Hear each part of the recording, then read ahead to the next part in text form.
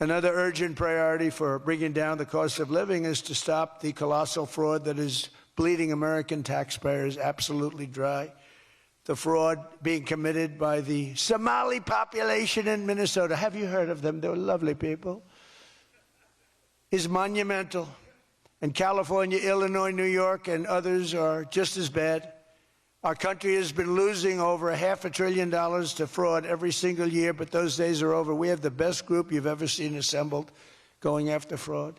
In Minnesota, we're cracking down on the Somali scams, ending the brazen and shameless theft of taxpayer dollars. Well, it's going on in Maine, too, with Somalis. We've frozen all children's payments to those states that we're talking about, and we will now require proof of attendance in order to receive federal funding for child care or any of that. How about all these child care places in Minnesota where there is no children? They go there, they get paid millions and millions of dollars. The biggest operation in all of Minnesota had no children. And we pay millions of dollars. They're scammers, they're scammers. They always will be. And we're getting them out, and we're not going to pay them. We're not going to pay Minnesota. Right, Scott? We're not paying Minnesota any more money for that, any of that crap. It's a big scam. It's a giant scam run by an incompetent, crooked governor. He's an incompetent, crooked guy.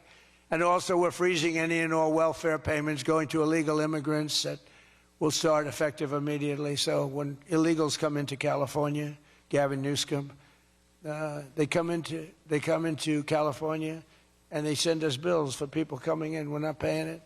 So we're working on that very strongly. Just don't pay it. As Nancy Reagan would say, just say no. You remember Nancy Reagan? Just say no to drugs. It's a little more difficult than that, I guess, right? But just say no. Additionally, from this moment forward, if you're on public assistance like almost all Somalis are, did you see where 94% of them are on public assistance?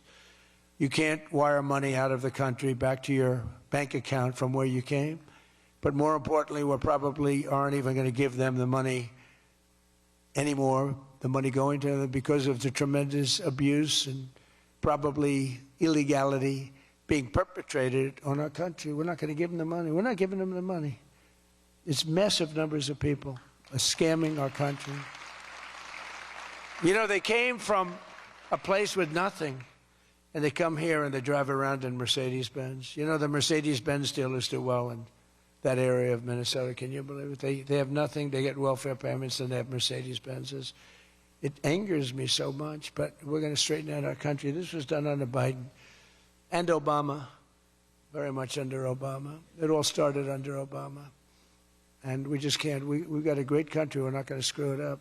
But this was one of the great scams ever. They have the same thing, Somali in Maine. Who would think? I never saw that happening. But in Maine, it's really crooked as hell, too. But it's not just Somali. It is them, but it's not just. There are many other places, many other people. The whole country, if we stop this fraud, this massive fraud, we're going to have a balanced budget. That's how much money you're talking. We'll have a balanced budget without all the growth I'm talking about. And then you add the growth, we got one hell of a country. We're giving 90-day notices to places like California, Scott. Right away, we're going to send out that notice. Who would bill the federal government as people poured into the state to send those people back because no country can afford to do it? No country can afford to take in millions of people, pay for their education, their health care, their hospitals. You just can't do it. And we all have a heart. You can't do it. But many of those people are murderers.